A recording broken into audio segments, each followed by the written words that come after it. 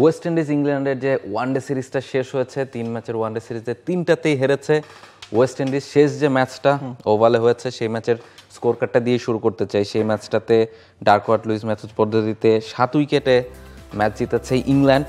40 ওভারে ম্যাচ নেমে এসেছিল এবং সেই জায়গাতে আগে ব্যাট করে 251 রান করতে পেরেছিল ওয়েস্ট ইন্ডিজ। রাদারফোর্ডের ব্যাট থেকে 70, মতির ব্যাট থেকে 63 এবং আলজারি জোসেফের ব্যাট থেকে 41 রানের ইনিংস এসেছিল। তবে ইংল্যান্ড জবাবে ব্যাটিং করতে নেমে মাত্র 29.4 ওভারেই তাদের জবাবটা দিয়ে দিয়েছে।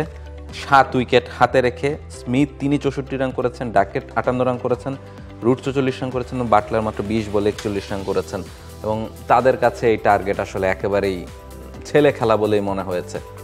আপনি যদি দেখেন বৃষ্টির একটা সম্ভাবনা ওভালে আগে থেকে ছিল, ওয়েস্ট ইন্ডিজ শুরুতে ক্যাপিটালাইজ করতে পারেনি, আর্লি তারা 3টা উইকেট হারিয়েছে এবং রাদারফোর্ড 70 রানের একটা ইনিংস খেলেছেন, তারপর তার আশেপাশের কেউই কিন্তু রান করতে পারেনি। সব মশার বিরুদ্ধে সুরক্ষা দিতে এলো বসুন্ধরা এক্সট্রিম অ্যারোসল, মশার বিরুদ্ধে এক্সট্রিম সুরক্ষা। তারপরও 40 ওভারে যে 251 রান তারা তুলেছে সেটার ক্রেডিট কিন্তু আপনার মতি এবং আলজারি জোসেফকে দিতে হবে। 28তম ওভারে তাদের স্কোর ছিল 154 রান 7 উইকেটে এবং 8ম উইকেট জুটিতে প্রায় 89 বা 90 রানের মতো জমা করেন আলজারি জোসেফ এবং গুদাকেশ মতি। দুজনই স্পেশালিস্ট বোলার। মতি 54 বলে 63 করেছেন, 5টা 4-এর সাথে 3টা 6 হাঁকিয়েছেন। 29 বলে জোসেফের ব্যাটে এসেছে 41 রান এবং সে কারণেই কিন্তু একটা ফাইটিং স্কোর ইংল্যান্ডের সামনে ওয়েস্ট ইন্ডিজ দাঁড় করাতে পেরেছে। 40 ওভারে 250 around target is not easy. তবে আপনি যদি ইংল্যান্ডের ওপেনিং জুটি দেখেন, সম্ভবত 7 ওভারে তারা 90 রান তুলেছে, মানে টি-20তেও 7 ওভারে 90 রান হয় না। জেমি স্মিথের কথা বলছিলেন, জেমি স্মিথ 64 রান করেছেন 28 বলে, বেন ডাগেট 50 করেছেন, সবাই দ্রুতগতির ব্যাটিংটা করেছেন এবং ওই প্রথম পাওয়ার প্লেতে প্রথম 10 ওভারে বা 7 ওভারে কিন্তু খেলা শেষ করে ফেলেছে ইংল্যান্ড। ইংল্যান্ডের এই দলটার কারিশমাই এই জায়গাটাতে যে তারা প্রতিপক্ষকে ঘুরিয়ে দেয়, এই কাজটা তারা তৃতীয় ওয়ানডেতেও করেছে।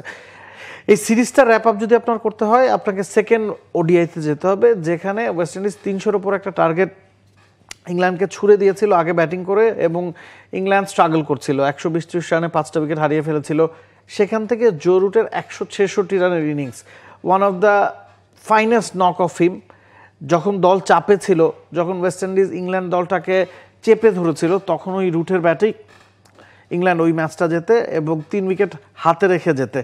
ওই ম্যাচটা যখন ইংল্যান্ড জিতে গেছে তখন আসলে বোঝাই গেছে যে হোয়াইট ওয়াশি ওয়েস্ট ইন্ডিজের ভাগ্যে লেখা আছে এবং ওয়েস্ট ইন্ডিজের পক্ষে এই সিরিজে আসলে আর কামব্যাক করা সম্ভব না। ওয়েস্ট ইন্ডিজ দলটার দিকে আপনি যদি তাকান, খুব বেশি নাম করা ক্রিকেটার কিন্তু এই দলটাতে নাই। হ্যাঁ, ব্র্যান্ডন কিং বা রাদারফোর্ডের কথা বলতে পারেন, আলজারি জোসেফের কথা বলতে পারেন, তবে নামে পারে শক্তিমতো ইংল্যান্ড দলটা আছে তারা অনেকখানি পিছিয়ে, অন্তত ওয়ানডে ফরম্যাটে এবং 3টা ম্যাচেই সেই প্রমাণ ইংল্যান্ড রেখেছে।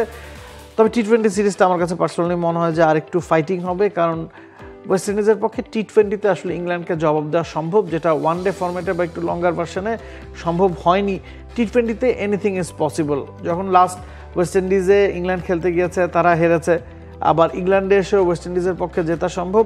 তো ওই সিরিজটার দিকে আসলে চোখ রাখা দরকার। এক্স্যাক্টলি, ঘরের মাঠে ওয়েস্ট ইন্ডিজে বা যে কোনো জায়গায় আসলে ওয়েস্ট ইন্ডিজ টি-20 ফরম্যাটে নিশ্চয়ই একটা চ্যালেঞ্জিং ফাইট। এবং আরেকটা জিনিস, সিরিজ দিতে পারবে। ওয়েস্ট ইন্ডিজ কিন্তু কয়েকজন প্লেয়ারকে ছেড়ে দিয়েছে, ধরুন রোমারিও শেফার্ড যেহেতু আইপিএল খেলছে ছেড়ে দিয়েছে, তো ওই কাজটাও তারা করেছে। অন্যান্য ক্রিকেট বোর্ড যেটা করেনি ওয়েস্ট ইন্ডিজ করেছে। সাউথ আফ্রিকা বা ইংল্যান্ড তাদের প্লেয়ারদেরকে আইপিএল থেকে নিয়ে গিয়েছিল, ওয়েস্ট ইন্ডিজ যারা তখনও পর্যন্ত টুর্নামেন্টে টিকে ছিল তাদেরকে দলে রাখেনি। আবার টি-20তে অনেক ক্রিকেটাররা আছেন যারা ওয়েস্ট ইন্ডিজের স্পেশালিস্ট, তারা ফিরবেন। তো সব মিলিয়ে টি-20 সিরিজটা অনেক বেশি মুখরোচক হতে যাচ্ছে। এক্স্যাক্টলি, সেই প্রত্যাশায় আমরা করব। For more updates, subscribe to our YouTube channel and click on the bell icon. Follow us on Facebook and Instagram.